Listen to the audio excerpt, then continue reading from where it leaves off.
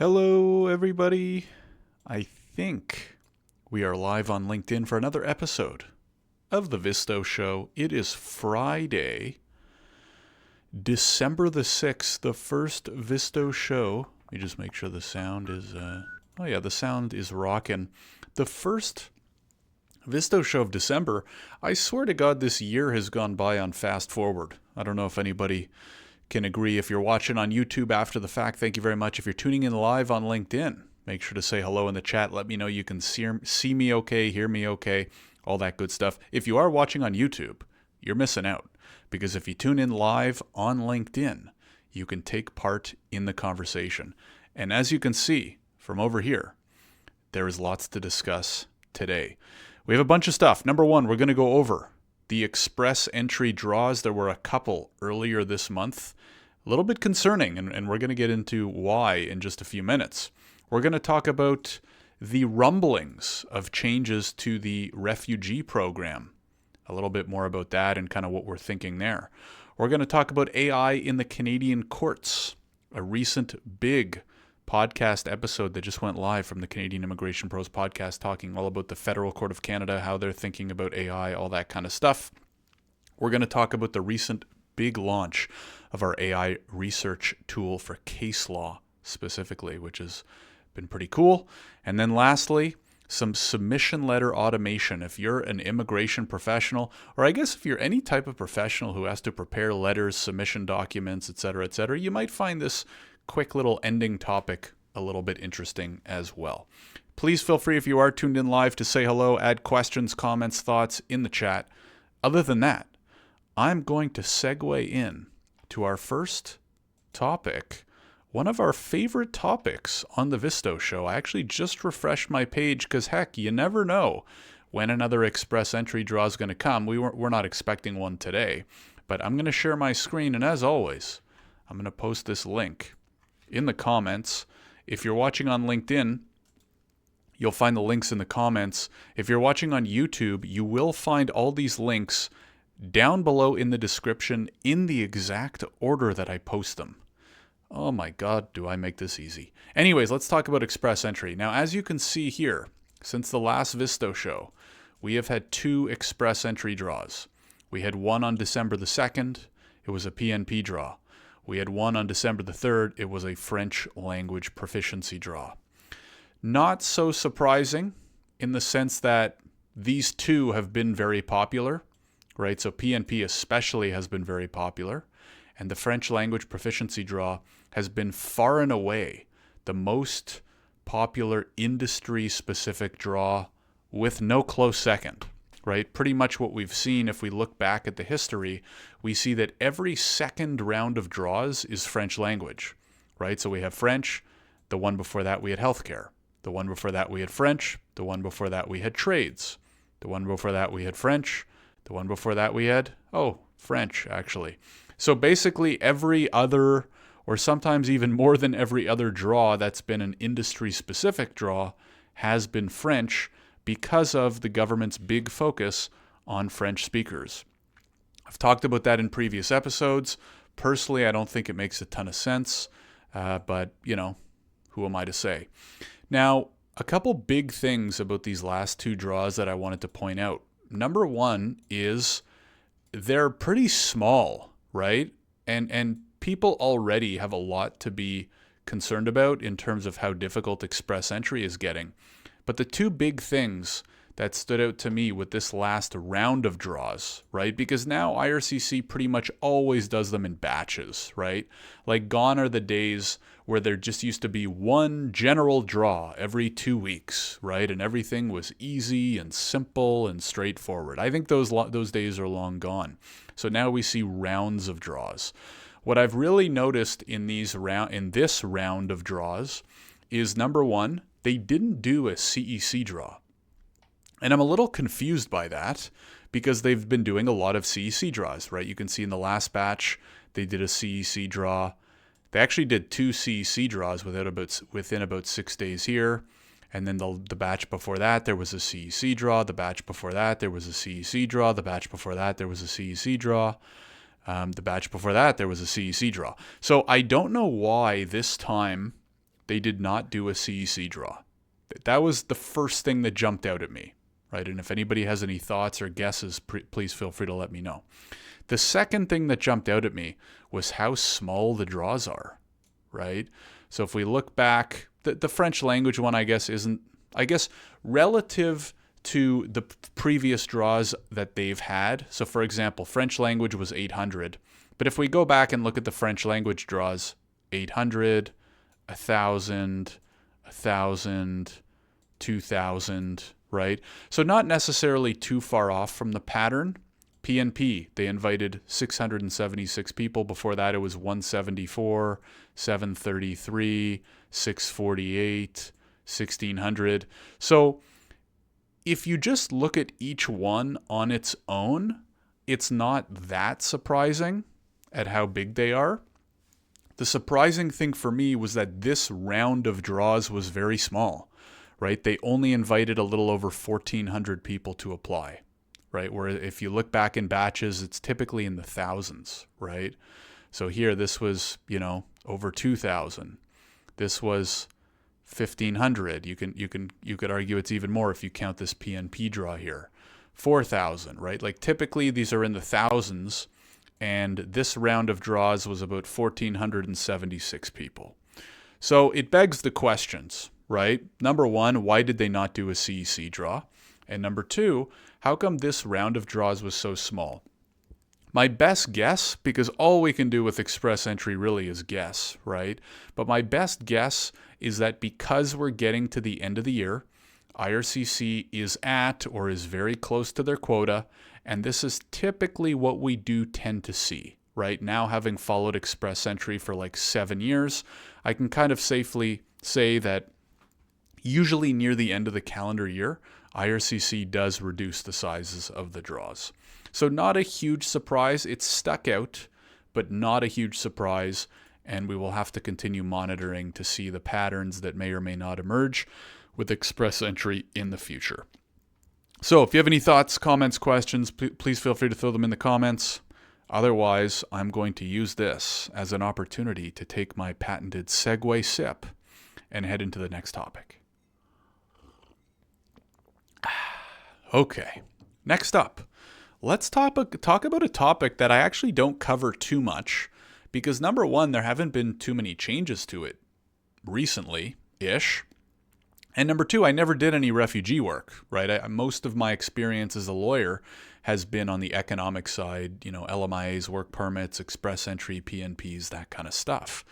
But this has become more topical than ever. It's become almost a little bit more concerning than ever. And apparently, to Mark Miller and a lot of the government, the refugee and asylum programs are getting more, shall we say, need some attention than ever before. Fernando says, pretty sad, wanted to immigrate through EE, but the cut is too high for me and I'm only 21. Had a plan, but I don't think it will work. Well, Fernando, one thing to keep in mind, especially if you're outside Canada right now, what I would say is, and the fact that you're 21, there's still a lot of time, and I think a lot will continue to change over the next few years, right? So yes, the EE requirements are very high right now, especially if you're outside Canada, and especially if you don't fall under one of the popular industry-specific draws. You are not going to have a very fun time getting into Canada through Express Entry right now, right? Again, especially if you're outside the country. We'll probably have to learn French or marry my girlfriend in the future. What I will say is, number one, if you can learn French, it'll certainly help. French is kind of like the hack. Or number two, if you have a partner that you might end up, marrying or becoming common law, and they're gonna, they have a quicker pathway to PR, great. But the other thing is, if you're 21, you're pretty young, right? You're relatively young, especially in the eyes of Express Entry. So it might just mean waiting a couple years, seeing what happens. We have an election year coming up. Things might cool down. Things might shift back, right? So it doesn't necessarily have to be an all or nothing right now. So, let's get into the next topic. As we're seeing more and more in the news, Mark Miller, the Minister of Immigration, to propose new changes to the immigration system. Well, we kind of knew that already, but especially the asylum/refugee programs are, really top of mind right now. I found this to be a pretty interesting article. Again, I'll link it in the chat if you want to follow along, or it'll be in the description on YouTube. But basically what's happened over the last year or so is a huge boost in asylum claims, right? Which is basically, you can see here, the average post-processing time for refugee and asylum claims in Canada stands at an alarming 44 months, right? So, and that turns out to be around 250,000 refugee claims awaiting decisions. Since January, only 48,000 claims have been processed, a figure that underscores the urgency for reform. Now, one of the big reasons is that the number of claims is flying up, right? The number of people filing asylum claims, whether legitimate or not, shall we say, has been much higher. So as you can see here, inland asylum claims require applicants to be in Canada for at least 2 weeks. Again, I'm going to go through this very quickly and kind of highlight the stuff, and you can read the article if you want. Partly due to international students, right? So one of the big problems here is that, as we've talked about on previous episodes, there are so many temporary residents inside Canada right now, right? Because the number of international students and workers and visitors have ballooned over the last few years. And now, as Fernando was kind of alluding to, because of, number one, the sheer amount of people, and number two, the government switching how open, shall we say, they are to immigration, it's way harder to get permanent residency. So what happens if you're in Canada on a temporary residence, there's no other way for you to get PR, and your temporary residence permit, study permit, work permit, visitor visa is coming up for expiration. Well, what a lot of people are starting to do, legitimately and or illegitimately, are just filing asylum claims, right? Now, for those who don't know, and again, I'm not an asylum or refugee expert, this program is meant for people who are fleeing war-torn or terrible countries where if they go back, they have fear of persecution, death, etc., right? The problem is there's so many desperate people now inside Canada with no other options that they're just saying, you know what? I'm just going to file an asylum claim because I have no other options, or someone is telling me to, even though they probably shouldn't be, right? Because they're not a legitimate asylum claimant. So this has just ballooned over the years, more so over the last year or two. And it's a big problem, right? Number one, because there's a bunch of illegitimate actors. And number two, the processing time has gone up so much. We're seeing 44 months. This is actually really bad for the legitimate asylum claimants, right? It's sad, really, is what it is, because you have so many people that are just filing these claims because they have no other option, or they think it's a good option, or they're being advised that it's the right option. The system can't handle it. And now the people who actually need it have to wait 44 months, which is a crazy processing time. So anyways, Minister Miller outlined several reforms to address the challenges. So number one, overhauling the asylum system. The system is not working the way it should. This is a function of both volume and efficiency. Clamping down on LMIA abuse. Money is changing. Okay, addressing false hopes for temporary residents.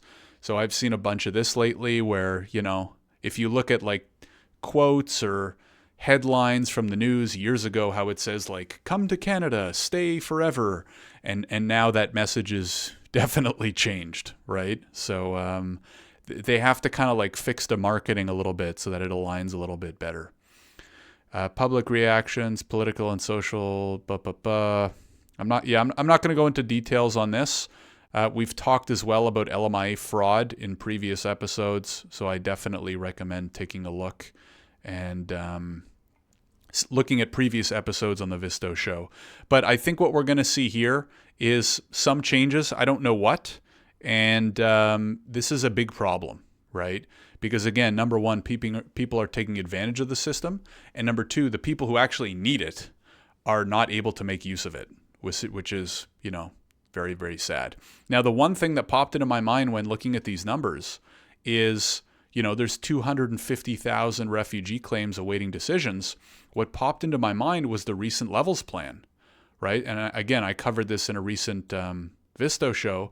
The levels plan for 2025 only shows, under refugee and protected persons, a target of roughly 58,000 people. So, let's do the math here. We already have 250,000 refugee claims awaiting decisions, but according to the target, IRCC is going to approve a maximum of around 65,000 of them, right? Now, I guess that's kind of in line, or part of the reason why the processing times are so long, right? It takes 44 months because they're only going to be able to process, 50-ish, 50, 60, 70,000 of them in a year, let's just say. And so that's why so many other people are going to have to wait 2, 3, 4 years to get a decision. So I don't know what the heck's going to happen. I don't think it'll be very pretty, but I think we can all agree that there's definitely, as the article says here, urgency for reform. So no doubt we will have further discussion on this program because we expect changes to be coming.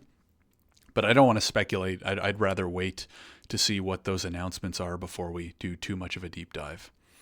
Fernando says the plan as of right now should be to go for a master's in Canada and apply PGWP since I'm part of the STEM. Okay, yeah, that's another great way, Fernando, to buy some time, get your foot in the door. And if you fall under STEM, legitimate student, good program. Obviously, these days, make sure that you're doing it at a DLI and make sure it's for a program that would make you eligible for a PGWP, because that's a little bit more complicated these days. But it sounds like you are on the right track. Okay, next up, we had a big announcement this week. Or no, sorry, not announcement. I wanted to talk about the podcast first and the Canadian courts. I'm going to take a quick segue sip here. Now, you might have seen here on LinkedIn, again, I'll put the link in the chat here. We had an episode go live about a week ago where I was very happy to be joined by Daniel Eskett. And Daniel, this was a super interesting conversation for a few reasons, but one of the reasons why is that Daniel actually worked at the Federal Court of Canada and helped prepare some of their documents related to the Federal Court of Canada's stance on the usage of AI. So this was a really interesting conversation. I highly recommend giving it a watch or a listen. I'll also put a link. You can see a link to it in the comments, but I'll link to it in the chat as well. I'm already getting pretty good feedback from people who have watched and listened to it, because what we covered in this episode was a few things. Number one, what are the requirements that the federal court is asking for from those who are using AI to submit documents? And then we spent a little bit of time discussing why and how their approach, might be good or bad. I personally had a little bit of feedback. I think the federal court personally is asking a little bit much at this point. If they want lawyers and people submitting documents to the court to be using AI, then asking them to disclose it, I think is asking a little bit too much and could create a little anti-innovation. But what the heck do I know, right? I'm just one. Is this not centered? Hold on a sec. Oh, have I been fit to screen? Okay. There we go. That should be a little bit better. Anyways, Daniel and I had a pretty good back and forth on the current disclosure requirement of the court related to AI, why I don't think it's a great idea, his counters to that. It was a really interesting conversation, and I definitely enjoyed it. And then we talked a little bit about law firms, right? So law firms using AI, how are they trying to use it now? What are they thinking about? What questions are they asking? And obviously, as a company here at Visto who helps build AI and helps firms implement AI, it was super interesting to me. So I highly recommend checking it out. The links, again, you'll find in the comments, either on LinkedIn or if you're watching on YouTube, in the description down below. If you have any feedback, questions, comments on AI in the courts, then definitely reach out, or implementing it with law firms as well. Okay, next up, a big announcement from this week.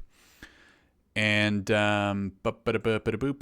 we recently launched a new feature that leverages case law in research. So basically, if you're a Canadian immigration, I think this applies more so to lawyers, but also consultants as well, because there are plenty of firms that use case law to draft, submission letters, or there are many consultants that might have the IRB sign off that allows them to represent clients at the IRB as well. So anyways, we recently launched a new feature in our chatbot. Oops, where did it go here? I'm trying to pull it up. That includes case law. And this is super exciting because a lot of firms spend a lot of time researching Canadian case law. I'm just pulling up the post right now. I'll put a link to it as well. So basically, as many of you know, we've already had our AI Copilot for almost a year now that helps make researching Canadian rules, regulations, some PNPs and stuff like that really easy. Last week, we launched our case law version as well. So this allows you to search a database of about 90,000 cases from the Federal Court, Court of Appeal, IRB, and Supreme Court of Canada to help find cases that you might need for submission letters, judicial reviews, refugee claims, whatever it might be. So if that's something of interest, then not only can you check it out at that link, but if you just go to our website at Visto.ai and click on Copilot in the top here, or again, I'll put a link to it in the chat, you can actually try it out for free for 30 days as well, right? So check out the link. We have a free 30-day trial, and it is pretty cool, right? So if you're spending a lot of time researching, writing, finding cases, all that kind of stuff, then I definitely recommend giving it a try. If you have any questions about it, reach out directly to me and let me know. And then lastly, but certainly not leastly, and there's a lot of AI on the calendar today, is I just posted a video and guide on leveraging custom GPTs to draft documents, right? So obviously what we do at Visto is we help firms implement our platform, but some firms, maybe they're not ready for our platform and they just want to start, even more basic, or they want to make the most of other off-the-shelf tools that exist. So I came up with this guide to kind of show you how a firm could leverage something like a custom GPT to basically build your own resource that can help you draft your own documents really quickly and in your own voice, right? So how do you leverage your own templates, your own previous submission letters, previous cover letters, stuff like that to help you draft future documents? And this is something we've begun helping firms out with as well, because obviously document drafting makes up a huge part of any immigration firm's processes, no matter what type you do, right? Whether it's economic, family, refugee, et cetera, you're going to be drafting submission letters or cover letters. And the fact that AI is now so good that you can train it on your own documents in your own voice and then start generating custom versions of that over and over again with a couple clicks is pretty amazing. So if you're interested in any of that, definitely check out the link or watch the video. I usually recommend watching the video because I'm biased, but obviously a picture tells 1,000 words, as they say, and it'll be that much better. Or you can just read the blog post to get a good idea too. So anyways, that I think is pretty much it for my agenda for today. It'll be interesting to see, with a couple weeks left in December, does IRCC quiet down heading into the holidays, or does the madness continue, right? Are we going to see refugee reform before January? Are we going to see further changes before January? I don't know. I used to be able to guess half decently, but the last year has just been so crazy that I basically stopped guessing when it came to Canadian immigration. So we'll just have to wait and see. For those who are curious, we will obviously have at least, there will be one more Visto show in 2024. So it'll be Friday, December the 20th. That will be the last one of the year. So depending on what happens, if a lot of changes happen, then I'll probably just do a regular Visto show. If there's not a ton of changes, maybe we'll do like a recap episode right? Like recapping the biggest immigration stories of the year. There have been so many. If there's one year that deserves a recap episode, it's probably 2024, right? Because the amount of changes and all this kind of new stuff that's been thrown on at us this year. So I'll keep you posted. As always, I post the day before, highlighting the fact that the Visto show is happening and also mentioning a little bit about what the agenda is going to be. So make sure you're following me on LinkedIn if you're not already. Make sure you're subscribed on YouTube as well, because after every episode that I do live here on LinkedIn, which I obviously recommend watching on LinkedIn because you can do it live, but then the recording also does go up on YouTube. So make sure that you're following us. I think it's at Visto.ai on YouTube, but let me just double check here. Yeah, at Visto.ai, so there's no dot. So if you're not following us yet on YouTube, shame on you. But just type at Visto.ai, one word, no dot. You'll find us there, and you'll be able to see all of the Visto shows if you want to go back and see some of the other ones. You'll also see all of the Canadian Immigration Pros podcast episodes, and I'm starting to pump out more of these videos on how firms can use AI, use different tools, leverage them, all that kind of stuff. So anyways, thank you again, everybody, for tuning in or watching the video. Really appreciate it. Letitia says a recap would be great. I think I'm going to have to do that strictly because there's just been so much, right? It's been such a crazy year. There's been so many changes that I even forget the big changes from like 2 months ago, 3 months ago, right? So Lodica, maybe I will do that. I think it's a good idea. If anybody else has other ideas or suggestions, please feel free to let me know anytime. So thanks again, everybody. Appreciate it. Hope you have a great rest of your Friday if you are watching this on a Friday. Have a great weekend, and I will see you in the next one. Take care.